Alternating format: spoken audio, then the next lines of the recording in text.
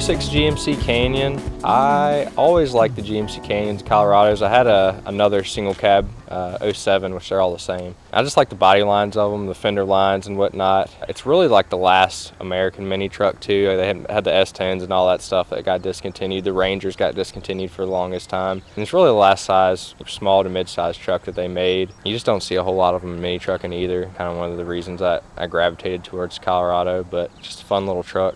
How long have you had it? I've had it for just over 5 years now. I traded a little G35 for it. I only had that thing for just a couple months, and I realized I wasn't really a car person, more of a truck person, an SUV person. I traded that for it. It was already bagged when I first got it, but it was pretty much a hack job. There wasn't hardly any bed left in the inside of the bed.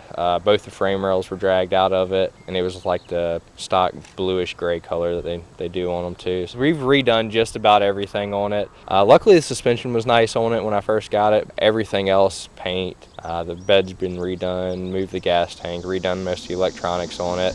The interior was straight work truck mode. It didn't have the buckets in it. It had just a bench seat that was all ratty looking. It had like oil stains and whatnot on it.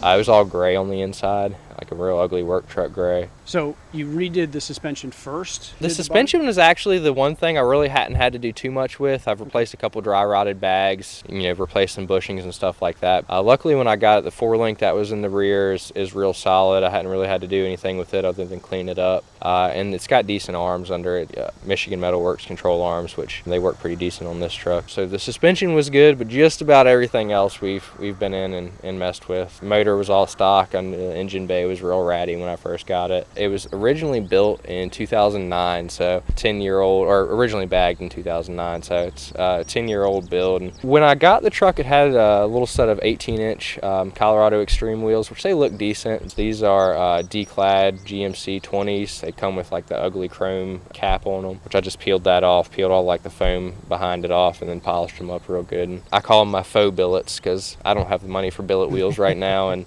they kind of look like some fake billets. Now, for those folks that don't know anything about a bagged vehicle, you have almost infinite adjustment between your travel, or do you have set points? Right there, it's all the way on the ground. The frame is on the ground. If I put it in drive where it is, it wouldn't want to go anywhere, do a little burnout. My setup, how it is, it's all manual valves and air gauges, so I base my height off the air pressure in the bags, which I can control each corner of it. Got pretty good adjustability. You can load down the back and throw more air in the back. It's pretty nice, the adjustability, where on, say, a really slammed static truck, if you put 6 people in the bed, you'd be dragging and wouldn't be able to get anywhere, and it'd be kind of bad. I get people ask me all the time, how do you drive over speed bumps? Because they see it laid out at a gas station or something like that. Oh, we just hit these switches and go over it. Now, the ride quality. You said you just drove this thing from upstate New York back here to Virginia, and that's what, 12 hours? It's 9 hours the way the GPS says. Ride quality is all right. It makes little bumps feel not bad at all, but big bumps, it's still harsh. You said the engine was all stock. Have you done anything to the engine? It's got a header, a little exhaust. It's got a little homemade intake that I did on it, and just some stuff to clean it up. Got rid of like the resonator and stuff like that. So what is it, like a 2-liter 4, or is it? It's a 2.8 liter 4-cylinder. That's a big 4. They made Colorados and Canyons with 2.8 4-cylinder and a 3.5 5-cylinder for the first couple of years, and then they switched them to a 2.9 and a 3.7. For a couple of years they made a V8, but not in the regular cab. Speaking of regular cab, extra cab,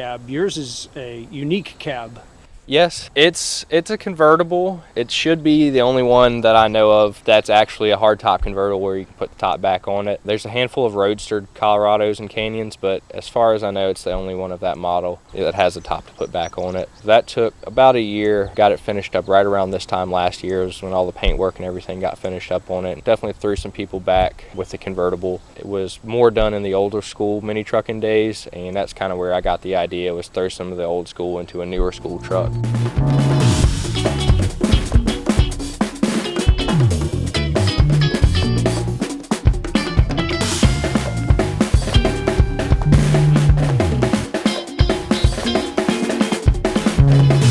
As far far as the bed goes, we have on this side, the gas flap has been deleted, so it cleans it up a little bit on this side, where the gas flap would be right in front of the body line on this side. Body line's completely stock, doesn't have the rear bumper that they come with. It's just got a shaved roll pan in there. Other than that, the outside of the bed is pretty stock. I've got a shaved tailgate handle. The inside of the bed obviously has the raised bed floor, so the suspension can move up. I put the cup holders there in the top of the wheel wells.